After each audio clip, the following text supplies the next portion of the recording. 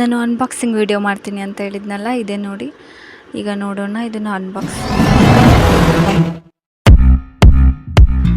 ನಾನು ಮೀಶೋದಿಂದ selfie stick cum tripod type ಇರೋದನ್ನ ಆರ್ಡ್ರ್ ಮಾಡಿದ್ದೆ. ಇದು ಜಸ್ಟ್ 131 ಅಷ್ಟೇ.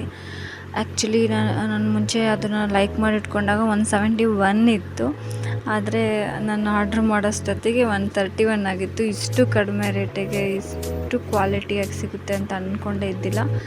ಪ್ಯಾಕಿಂಗ್ ಮಾತ್ರ ಸೂಪರಾಗಿ ಮಾಡಿದರು. ಪ್ಯಾಕಿಂಗ್ ಕೂಡ ನೋಡಿ ಎಷ್ಟು ಪ್ರೊಟೆಕ್ಟಿವ್ ಆಗಿ ಎಲ್ಲ ಸೇಫ್ಟಿಯಾಗಿ ಮಾಡಿದರು. ಪ್ಯಾಕಿಂಗ್ ತುಂಬ ಇಷ್ಟ ಆಯಿತು. ಪ್ರಾಡಕ್ಟ್ ನೋಡಿದ ತಕ್ಷಣ ಅಂತೂ ವಾವ್ ಅನ್ನಿಸ್ತು ನನಗೆ.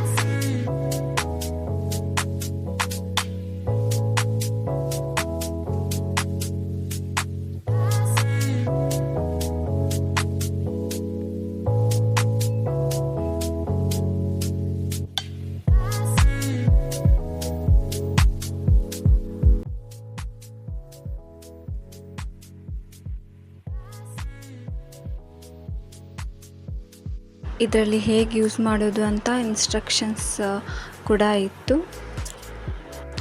ಈಗ ಪರ್ಸ್ನಲಿ ನನಗೆ ಇದು ಪ್ರಾಡಕ್ಟ್ ಎಸೆನ್ಷಿಯಲ್ ಆಗಿರೋದ್ರಿಂದ ನಾನು ಇದನ್ನು ಆರ್ಡರ್ ಮಾಡಿದೆ.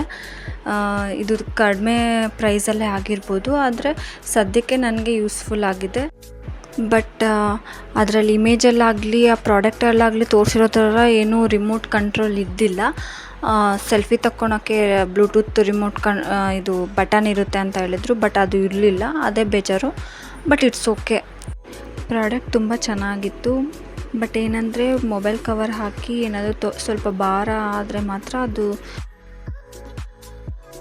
ಸ್ವಲ್ಪ ಹುಷಾರಾಗಿ ಹ್ಯಾಂಡಲ್ ಮಾಡಬೇಕಾಗುತ್ತೆ. ಸ್ವಲ್ಪ ಟಚ್ ಮಾಡಿದ್ರು ಬೀಳುತ್ತೆ. ಕೆಳಗಡೆ ಕೊಟ್ಟಿರೋ ಸ್ಟ್ಯಾಂಡ್ ಅಷ್ಟಾಗಿ ಅದು ಗಟ್ಟಿ ಇಲ್ಲ.